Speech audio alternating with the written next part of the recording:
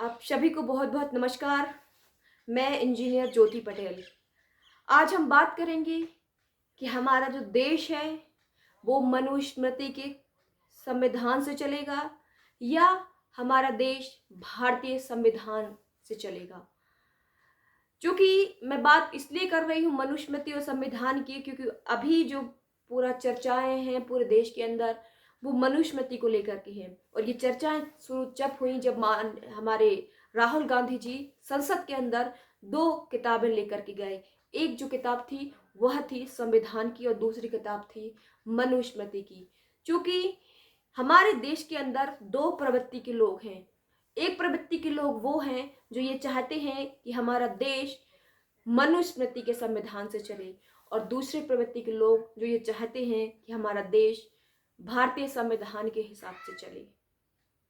तो पहले मैं बात करना चाहूंगी, और ऐसे कुछ लोग जो ये मानते हैं, उनका मानना है कि हमारे जो भारतीय संविधान में हमारी जो धार्मिक परंपरा है, संस्कृति, उनका समावेश नहीं है, और विदेशी जो सारी जो मूल्य हैं, विदेशी मूल्यों का समावेश हमारे भारतीय संविधान में है, इसलिए भारत के लिए भारतीय संविधान उपयुक्त नहीं है। दूसरी तरफ ऐसे लोग हैं जो ये मानते हैं कि जो धर्मनिरपेक्षता, समता, समानता, बंधुता जो हमारे भारतीय संविधान के अंदर दी गई है वो निश्चित रूप से भारत के लिए बहुत ही अच्छी संवैधानिक मूल्य है और उसी से ही भारत चलेगा। तो ऐसे तमाम प्रश्नों के उत्तर के लिए ये पूरा वीडियो जरूर देखिएगा। तो सबसे पहले हम बात करते हैं जहाँ से बात की शुरुआत होती है, आरएसएस से। आरएसएस से सबसे पहले हम बात करना चाहेंगे क्या आरएसएस ने कभी भारतीय संविधान को ऊपर रखा है या नहीं रखा। और आज उन्हीं की एक जो राजनीतिक पार्टी है बीजेपी, और वही आज हमें देखने को मिलता है कि बीजेपी की कहीं ना कहीं मानसिकता उजागर हो जाती है। बीजेपी के लोगों की, आरएसएस के लोगों की हमेशा ये मानसिकता उजागर हो जाती है कि उन्होंने बाबा साहब अम्बेडकर जो संविधान सभा के अध्यक्ष थे, जो जिन्होंने संविधान का निर्माण किया, और उनकी संविधान के प्रति क्या रुचि थी, उनके संविधान के प्रति वो क्या सोचते थे, हर बार ये बात सामने आ जाती है। तो सबसे पहले हम बात करेंगे कि बाबा साहब का जब संविधान ने 26 जनवरी 1950 को लागू हुआ था, तब उस समय पर क्या कहा था। उस समय पर जो हमारे आरएसएस के जो दूसरे सरसंघ चालक, जिन्हें आरएसएस का पितृ पुरुष, बीजेपी का पितृ पुरुष कहा जाता है, जिन्हें वरिष्ठ जो नेता हैं बीजेपी के, वरिष्ठ विचारक जिन्हें बीजेपी कहती है, उन्हें विचारक मानती है, उन्हें अपना गुरु मानती है और सब कुछ मानती है, उन्होंने ये निश्चित रूप से कहा था। मैं आपको वो नहीं के शब्दों में पढ़ के जरूर सुनाना चाहूंगी। सबसे पहले तो उन्होंने कहा था कि आरएस जो संविधान है, भारतीय संविधान है, भारतीय जो गोलवलकर थे उन्होंने कहा था कि आरएसएस के भारतीय परंपरा, जो भारतीय संविधान है उसमें भारतीय परंपरा व सभ्यता को सही ढंग से नहीं दर्शाया गया। वे मानते थे कि इसमें पश्चिमी लोकतांत्रिक मूल्यों और परंपराओं का प्रभाव अधिक था, जो भारत की मूल संस्कृति और धार्मिक धारा से मेल नहीं खाता है। वो मानते थे कि भारतीय संविधान में धर्मनिरपेक्षता व समानता जैसी पश्चिमी विचारों का समावेश भारतीय समाज की धार्मिक और सांस्कृतिक विशेषताओं के लिए उपयुक्त नहीं था। आप ये बात नोट कीजिएगा कि वो मानते थे कि जो भारतीय संविधान में धर्मनिरपेक्षता, समानता, समता, बंधुता वाली जो बात है वह उन्हें पसंद नहीं थी, क्योंकि वो चाहते थे कि मनुस्मृति में जिस तरीके से हिंदुत्ववाद को, वर्ण व्यवस्था को, जातिवाद को जो महत्व दिया गया है, वह महत्व हमारे भारतीय संविधान में भी होना चाहिए था उनके। इसके साथ ही यदि हम बात करें हेडगेवार, जो उनके आरएसएस राष्ट्रीय स्वयंसेवक संघ के प्रथम सरसंघ चालक थे, तो उनकी बात करें तो उन्होंने भी यही कहा। जब सावरकर जी काला पानी की सजा से वापस लौटे थे, तब हेडगेवार जी से ने मुलाकात की सावरकर जी से, और उन्होंने कहा, चूंकि आप सभी को ये मालूम होना चाहिए कि हेडगेवार भी पहले कांग्रेस में थे, और फिर हेडगेवार ने ये बात खुद ही अपनी जो उनकी जो बुक्स हैं, उनकी जो बहुत सारी आरएसएस की जो किताबें हैं उसमें लिखा है स्पष्ट रूप से। हेडगेवार जी ने कहा था कि हमारे जो कि हमने नेहरू और गांधी का संग यानी कि कांग्रेस का संग इसलिए छोड़ा है, उनका साथ इसलिए छोड़ा है क्योंकि जो गांधी जी हैं वो हिंदू और मुसलमानों को साथ लेकर की चलने की बात करते हैं। और और वो भारत बहुत सारे धर्मों से, गांधी जी कहते हैं कि भारत बहुत सारे धर्मों से मिलकर के बना है, और वो हेडगेवार जी को मंजूर नहीं था, इसलिए उन्होंने कांग्रेस से त्याग पत्र दे दिया। तो ये सारी जो बातें हैं, एक बार हाँ एक चीज और मैं कहना चाहूंगी कि जो सावरकर जी थे, आप सभी लोग जानते हैं सावरकर ने कहा था कि ये जो मनुस्मृति है, मनुस्मृति धार्मिक ग्रंथ है, और ये सबसे पवित्र, यदि वेदों के बाद कोई ग्रंथ है तो वो हिंदुओं का धार्मिक ग्रंथ मनुस्मृति है। और ऐसा कई जो आरएसएस के लोग हैं, बीजेपी के लोग हैं, ऐसे कई लोग हमेशा कहा करते थे, और ये बात प्रमाणित है कि जो मनुस्मृति है वो वेदों के बाद सबसे पवित्र ग्रंथ है। और जो हमारी मनुस्मृति है, मनुस्मृति ने हर सभी की जिंदगी को नियमित करके रखा है, और हमारे करोड़ों जो हिंदू हैं वो इसको फॉलो करते हैं, इस रूल को फॉलो करते हैं। वो मनुस्मृति पर आधारित है। आज मनुस्मृति हिंदू कानून है। ये उन्होंने कहा था कि मनुस्मृति हिंदू कानून है। जब आप ये कहते हैं कि भारत हिंदू राष्ट्र है, तो भारत में जो मनुस्मृति का कानून है वही संविधान है, इसका मतलब ये हुआ। तो साथ ही एक चीज और कहना चाहूंगी कि यदि हम मनुस्मृति की ही बात कर लें, तो क्या वाकई में वो हिंदुओं के लिए था? क्या वाकई में हिंदू उनकी नजरों में एक थे? इसका जवाब है नहीं, क्योंकि हिंदू धर्म में मनुस्मृति के हिसाब से 4 वर्ण हुआ करते हैं, और उसमें जो शूद्र और महिलाओं के साथ जिस तरीके का व्यवहार बताया है, यदि मुमकिन होगा तो मैं आपको पढ़ के सुनाऊंगी कुछ कुछ शब्द। कुछ तो उसमें ऐसे जो श्लोक हैं, उसमें कुछ ऐसे अध्याय में श्लोक हैं जो पढ़ना मेरे लिए संभव नहीं होगा, परंतु मैं आप सबसे जरूर गुजारिश करूंगी कि वो आप लोग जरूर पढ़िएगा। जो अध्याय 1 है, अध्याय 2 है, अध्याय 8 और अध्याय 9, आप सबको जरूर पढ़ना चाहिए कि मनुस्मृति में क्या लिखा है। आज यदि जो व्यक्ति इस देश के अंदर थोड़ी सी भी इंसानियत रखता होगा, थोड़ी सी भी अपने अंदर मानवता रखता होगा, यदि भारतीय संस्कृति वाकई में उसके अंदर होगी, तो वो मनुस्मृति के इन चैप्टर से कतई सहमत नहीं होगा कि ये सही है, और निश्चित रूप से उसका भी मनुस्मृति फाड़ने और जलाने का मन कर जाएगा। तो हाँ, मैं बात करना चाहूंगी कि क्या वाकई में मनुस्मृति हिंदुओं के लिए सही था? तो मैं इसका जवाब है नहीं। इसलिए नहीं था क्योंकि मनुस्मृति में उनके ही धर्म के, अपने ही धर्म के शूद्र और महिलाओं के खिलाफ इतनी अशोभनीय, अकल्पनीय और इतनी भद्दी बातें लिखी हैं कि वो शायद मैं कह नहीं सकती। मनुस्मृति में किसी मुसलमान के खिलाफ नहीं लिखा, किसी ईसाई के खिलाफ नहीं लिखा, किसी सिख, किसी जैन, किसी बौद्ध के खिलाफ नहीं लिखा, बल्कि अपने ही धर्म की महिलाओं के खिलाफ में लिखा, अपने ही धर्म के शूद्र मतलब जो बहुजन समाज है उसके बारे में बहुत ही अनर्गल बातें लिखी हैं। तो ये निश्चित रूप से जो मनुस्मृति है वो अमानवीय है, राष्ट्र विरोधी है, प्रजातंत्र विरोधी है, संविधान विरोधी है। और जब संविधान लागू हुआ तब आरएसएस ने कहा कि इसमें भारत की आत्मा नहीं है। अभी राहुल गांधी जी ने संसद में जो लास्ट टाइम में भाषण दिया था उसमें भी उन्होंने कहा था कि उनके नेता ने कहा है कि भारतीय संविधान में कुछ भारतीयता ही नहीं है, भारत की आत्मा नहीं है, और मनुस्मृति को ही वो भारत के संविधान के रूप में देखने का प्रयास कर रहे थे। इसका मतलब आप ये सोचिए कि जो आरएसएस के लोग हैं, जो और उसकी ही जो राजनीतिक पार्टी बीजेपी है, उसके लोग जो हैं महिलाओं के बारे में क्या सोच रखते हैं, और जो आरएसएस की शाखाएं हैं, दुर्गा वाहिनी और समस्त शाखाएं, महिलाओं की जो शाखाएं, वो उनको मनुस्मृति पढ़ने की बहुत ज़्यादा आवश्यकता है कि उनके ही नेता, उनके ही आरएसएस के लोग महिलाओं के बारे में क्या सोचते थे। जिस दिन आप पढ़ दोगे उसी दिन आप वो दुर्गा वाहिनी छोड़ दोगे।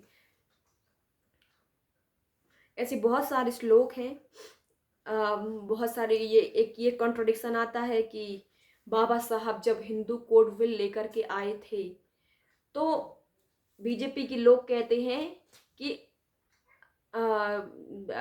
जो अम्बेडकर साहब ने, बाबा साहब अम्बेडकर ने जब जो इस्तीफा दिया था वो कांग्रेस की वजह से दिया था। तो ये सरासर बहुत ही ज़्यादा गलत बात है, बहुत ही ज़्यादा गलत बात प्रचारित तो फैलाई जा रही है, क्योंकि अंबेडकर साहब ने भी कभी इसका जिक्र नहीं किया कि उन्होंने कांग्रेस की वजह से या नेहरू जी की वजह से इस्तीफा दिया है, महात्मा गांधी जी की वजह से इस्तीफा दिया। ये बात स्पष्ट है कि ये जो पूरा का पूरा जो उस समय पर वाकया हुआ था, वो केवल और केवल आरएसएस की वजह से हुआ था, और ये इसका प्रमाण है। और इसका प्रमाण हर जो उस समय की छपी आने वाली बुक्स है उसमें मिलता है। तो ये जब इन्होंने हिंदू कोड बिल लाया, और हिंदू कोड बिल में सारे जो महिलाओं के उत्थान के बारे में जो बिल थे वो थे, जिसमें जैसे कि महिलाओं को तलाक का अधिकार भी होगा, महिलाओं को उनकी जो पैतृक संपत्ति है उसमें अधिकार होगा, पुनर्विवाह कर सकते हैं जो पति उनके जो पहले के जो पुरुष बहु विवाह करते थे, बहुत सारे विवाह करते थे, उन पर रोक थी। तो ऐसे करके महिलाओं को तमाम जो कहना चाहिए कि जो शक्तियां थी, उन्हें अधिकार प्रदान करने की बात थी। चूंकि आप सभी जानते हैं कि बीजेपी की आरएसएस के लोग नहीं चाहते थे, जनसंघ के लोग नहीं चाहते थे कि नेहरू कि हमारे देश की महिलाओं को उनके अधिकार मिले, चूंकि वो मनुस्मृति के हिसाब से वो चलाना चाहते थे। तो जब अंबेडकर जी इस हिंदू कोड बिल को लाए, तो रामलीला मैदान में, दिल्ली के ही रामलीला मैदान में अंबेडकर जी का नेहरू जी का पुतला दहन किया गया, क्योंकि नेहरू जी और अंबेडकर जी दोनों चाहते थे कि हिंदू कोड बिल लागू हुआ, परंतु आरएसएस के लोगों ने, श्यामा प्रसाद मुखर्जी जो उस समय पर जनसंघ के संस्थापक थे, वहां उन्होंने और सारे देश के अंदर तबाही मचा दी, सारे देश के अंदर उनके पुतले जलाने शुरू कर दिए। उस समय पे जो कामराज थे उनके घर को जला दिया, शेख अब्दुल्ला थे, उनकी गाड़ी पर हमला कर दिया। ऐसे तमाम तरीके का विरोध प्रदर्शन होने लगा। तो उस समय पे नेहरू जी जो थे वो चाहते थे कि बिल्कुल निश्चित रूप से हिंदू कोड बिल लागू हो, परंतु कुछ समय के बाद हो, ताकि हमारे देश में शांति व्यवस्था भी बनी रहे। परंतु अंबेडकर जी तुरंत ही चाहते थे कि वो तुरंत कानून लागू हो, और बाद में आखिर लागू हुआ भी। तो निश्चित रूप से ये सब लोग आप समझ गए होंगे। एक दिन मैं अलग से एक वीडियो बनाऊंगी हिंदू कोड बिल को लेकर के। तो जो हिंदू कोड बिल का विरोध था मुख्यतः आरएसएस ने कहा, और उसकी वजह से डॉक्टर बाबा साहब अम्बेडकर ने उनको इस्तीफा देना पड़ा था। इसके साथ ही मैं आपको बहुत ही महत्वपूर्ण जो बात है मैं बताना चाहूँगी। कुछ श्लोक जो मनुस्मृति में हैं वो मैं आपको पढ़ करके सुनाना चाहूँगी। तो मनुस्मृति में सबसे पहले जो शूद्रों के खिलाफ, मतलब बहुजन समाज के खिलाफ में जो बातें लिखी गई हैं, बहुत सारी बातें हैं, और उसमें ये लिखा है कि जो शूद्र हैं, वो जो ब्राह्मण मुख से पैदा होते हैं, क्षत्रिय भुजाओं से पैदा हुए थे, वैश्य जांघों से पैदा होते हैं, और शूद्र जो हैं वो पैरों से पैदा होते हैं। तो ऐसे करके बहुत सारी जो बातें हैं जो उन्होंने लिखी हैं। उन्होंने कहा है कि भगवान ने कहा है कि एक शूद्र का कर्तव्य ऊपरी वर्णों की श्रद्धा पूर्वक सेवा करे, बिना कोई सवाल जवाब के। उन्होंने कहा है कि यह आवश्यक नहीं है कि शूद्रों को नियम और संहिताओं का पता होना चाहिए, इसलिए उन्हें पढ़ाने की कोई आवश्यकता नहीं है। जो इसका उल्लंघन करेगा वो नरक में जाएगा। एक शूद्र शिक्षा प्राप्त करने के लिए अयोग्य है, ऊपरी वर्ण शूद्र को शिक्षा या सलाह ना दें। तो उनका ये कहना था कि जो दलित समाज हमारा है, जो बहुजन समाज हमारा है, उसको शिक्षा नहीं मिलनी चाहिए। इसका मतलब ये है, और इसका मतलब सीधा सा ये है कि आरएसएस के लोग चाहते थे कि बहुजनों को शिक्षा ना मिले। इसका मतलब ये है कि आज के जो लोग हैं वो केवल और केवल संविधान की वजह से, दलितों को शिक्षा मिल रही है, महिलाओं को शिक्षा मिल रही है, बहुजन समाज को शिक्षा मिल रही है, तो केवल और केवल हमारे भारत के संविधान की वजह से। तो ऐसे तमाम तरह के श्लोक थे, ऐसे तमाम तरह की चीज़ें थी जो पढ़ना उचित नहीं होगा। एक ब्राह्मण परिवार का भी कोई व्यक्ति होगा तो वो भी उसको ये सारी चीज़ें से सहमत नहीं होगा। और मनुस्मृति में जो महिलाओं के खिलाफ में जो काले कानून थे, वह भी बहुत ही सर्वनाक थे, जिन्हें शायद अपने मुख से बोलना भी मुझे लगता है कि पाप होगा वो, कि महिलाओं का पुरुषों के प्रति चाहत, महिलाओं का जल्दी बदल जाने वाला मन से अपने पति के प्रति धोखेबाज हो सकती हैं। ऐसे में उन्हें बहुत संभाल कर या कुछ निगरानी में रखना चाहिए। एक जो महिला है वो बचपन में अपने पिता के की संरक्षण में रहे, उसके बाद अपने पति के संरक्षण में रहे, वृद्ध हो जाने के बाद अपने पुत्र के संरक्षण में रहे। महिला को कभी स्वतंत्र नहीं छोड़ना चाहिए। एक महिला जिसका भाई ना हो, पिता ना हो, ऐसी महिला से शादी नहीं करना चाहिए। ऐसी महिला जिसकी आंखें बाल और आंखें लाल हो, ऐसी महिला से शादी नहीं करना चाहिए। जो खूबसूरत ना हो, जो अच्छी ना दिखती हो, उससे शादी नहीं करना चाहिए। तो ऐसे तमाम तरीके की जो बातें हैं, बहुत ही भद्दी और बहुत ही गंदी बातें लिखी हैं, तो उसमें मैं जाना नहीं चाहती, परंतु आप सबको ये एक बार जरूर पढ़ना चाहिए और ये सोच रखना चाहिए कि किसकी मानसिकता किस प्रकार की थी। और इसके अलावा एक बात और कहना चाहूँगी कि जब आज़ादी का समय था, स्वाधीनता की लड़ाई हमारे देश के अंदर लड़ी जा रही थी, उस समय पर जब द्वितीय विश्व युद्ध के दौरान जब गांधी जी हिंदू और मुसलमानों को साथ लेकर के युद्ध लड़ रहे थे, हजारों कांग्रेस कार्यकर्ताओं को जेल में डाल दिया था, खून की नदियां बहाई जा रही थी, वे लाठियां खा रहे थे। उस वक्त आरएसएस राजनीतिक रहता है, पॉलिटिकल रहता है। आरएसएस ने कभी स्वाधीनता की लड़ाई में भाग नहीं लिया। ना 1940 में जो गांधी जी द्वारा व्यक्तिगत सत्याग्रह किया जा रहा था उसमें भाग लिया, ना 1942 में जो भारत छोड़ो आंदोलन, अंग्रेजों भारत छोड़ो आंदोलन का जो आंदोलन चलाया जा रहा था उसमें कभी आरएसएस ने भाग नहीं लिया। ना आज़ाद हिंद फौज को सपोर्ट किया, ना आरएसएस ने जो 1945 से 1946 में जो आया ने ट्रायल मामले पर जो ब्रिटिश सरकार के खिलाफ में बोलना था, तो आरएसएस ने कभी ब्रिटिश सरकार के खिलाफ में नहीं बोला। और आरएसएस द्वारा जो पुस्तकें प्रकाशित हैं उसमें भी लिखा है कि, और उसमें भी जो स्वाधीनता संग्राम के प्रति, जो उस समय पर जो स्वाधीनता के लिए लड़ाई चल रही थी उसके प्रति आरएसएस की क्या सोच थी, उसमें बहुत अच्छे से लिखा है। उसमें गुरुजी समग्र है जो उसके पेज वॉल्यूम 4 के पेज नंबर 39 पर लिखा है कि 1930 से 1931 में कुछ लोग जो आरएसएस के थे, आरएसएस के कार्यकर्ता थे, वो हेडगेवार के पास आते हैं और हेडगेवार के पास गए और उन्होंने कहा, एक उनका पूरा जो आरएसएस के कार्यकर्ता थे उनकी सारे लोगों की इच्छा होगी, क्योंकि जब देश में वो माहौल चल रहा है, स्वाधीनता की लड़ाई चल रही है, हमारे देश के लोग लड़ रहे हैं, कांग्रेस के लोग लड़ रहे हैं, तो निश्चित रूप से जो एक इंसान होता है उस इंसान की इंसानियत जागती है, चाहे भले ही वो आरएसएस में हो। तो वो जो सज्जन बहुत सारे लोग थे वो गए हेडगेवार जी के पास और उन्होंने कहा कि हम भी स्वतंत्रता की इस लड़ाई में शामिल होना चाहते थे। उन सज्जन ने हेडगेवार जी से कहा, चूंकि हेडगेवार जी उस दौरान सरसंघ चालक थे आरएसएस के। तो हेडगेवार जी ने उनसे कहा कि आपको ये नहीं पता कि स्वाधीनता की जब लड़ाई आप लड़ने जाओगे तो आपको जेल जाना पड़ेगा, और आप जब जेल जाओगे तो आपके पीछे आपके परिवार को कौन देखेगा। तो उन सज्जन ने कहा कि आप उसकी चिंता मत करिए, मेरे परिवार का जो भरण पोषण की जिम्मेदारी वो भी मैं व्यवस्था करके आया हूँ, और उसके बाद जो जुर्माना लगेगा उसकी भी आवश्यकताएं, जो भी मूलभूत जरूरतें होंगी वो भी मैं पूरी करके आया हूँ। तो इतना सुनकर हेडगेवार जी ने कहा कि आप संघ का काम करने के लिए 2 साल के लिए निकल लो। तो वो सब सज्जन जो घर गए और वो ना तो स्वाधीनता की लड़ाई में सम्मिलित हुए और ना ही आरएसएस के का उन्होंने कार्य किया।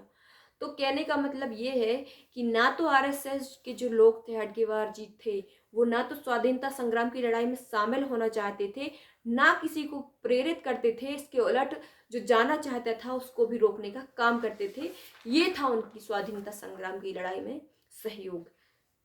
उसके बाद हम बात करेंगे, गोलवलकर ने भी ये स्वयं स्वीकार किया है कि आरएसएस ने 1942 के जो भारत छोड़ो आंदोलन हुआ था उसमें शामिल ना होने का संकल्प लिया, और 1942 से 1947 तक, जब तक भारत आजाद नहीं हुआ तब तक आरएसएस ने कोई भी ब्रिटिश विरोधी आंदोलन में भाग नहीं लिया। यहाँ तक कि ब्रिटिश सरकार थी, जो अंग्रेजों की सरकार थी, वो हमेशा आरएसएस के प्रति सॉफ्ट रही, क्योंकि उन्होंने कभी भी इनका विरोध नहीं किया। तो ये सारी बातें जो हैं आपको निश्चित रूप से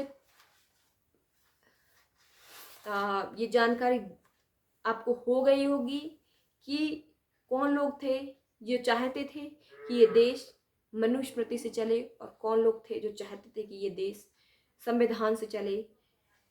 बहुत सारी चीज़ें हैं। और सावरकर जो थे वो हमेशा कॉन्ट्राडिक्शन का बयान देते थे। एक तरफ तो वो कहते थे कि ये वर्ण व्यवस्था और जाति व्यवस्था बहुत अच्छी है और एक तरफ कहते थे कि संविधान भी बहुत अच्छा है। उनके बयानों में कभी ये साफ नहीं हुआ कि वो किसी एक तरफ थे, कि संविधान की तरफ थे या मनुस्मृति की तरफ थे। एक चीज और मैं बताना चाहूंगी कि बाबा साहब ने धर्म परिवर्तन जो किया वो भी आरएसएस की वजह से किया, क्योंकि उन्होंने कहा था कि यदि देश में हिंदुत्व राज आ जाता है तो देश की तबाही की गारंटी होगी। ये बाबा साहब ने खुद लिखा है एक बुक में कि यदि आरएसएस जैसी हिंदुत्ववादी जो विचारधारा यदि आ जाती है तो निश्चित रूप से, क्योंकि हमारा देश बहुत सारे धर्मों से मिलकर के बना है, बहुत सारी जाति व्यवस्था से मिलकर के बना है, और इस तरीके से किसी एक धर्म का इस यहाँ पर सर्वोपरि होना निश्चित रूप से हमारे देश के लिए शुभ संदेश नहीं है। और हमारे देश के अंदर जो संविधान मूल्य हैं, धर्मनिरपेक्षता, समता, समानता, बंधुता, ये सारी चीज़ें हैं, वो हमारे देश को अद्भुत, अकल्पनीय बनाती है और पूरे विश्व में सबसे अच्छा देश बनाती है, जो वाकई में धर्मनिरपेक्षता और समानता, समता, बंधुता को लेकर के चल रहा है, संवैधानिक मूल्यों को लेकर के चल रहा है। और आशा करती हूँ कि जो लोग भी यदि इस देश के, भारत के नागरिक हैं, तो वो लोग भी अपने दिमाग को खुला रख करके सारी चीज़ें सोचेंगे, सारी चीज़ें विचार करेंगे, मनन करेंगे और उसके बाद ही फैसला लेंगे कि उन्हें क्या करना है और क्या नहीं करना है। धन्यवाद। जय हिंद, जय भारत।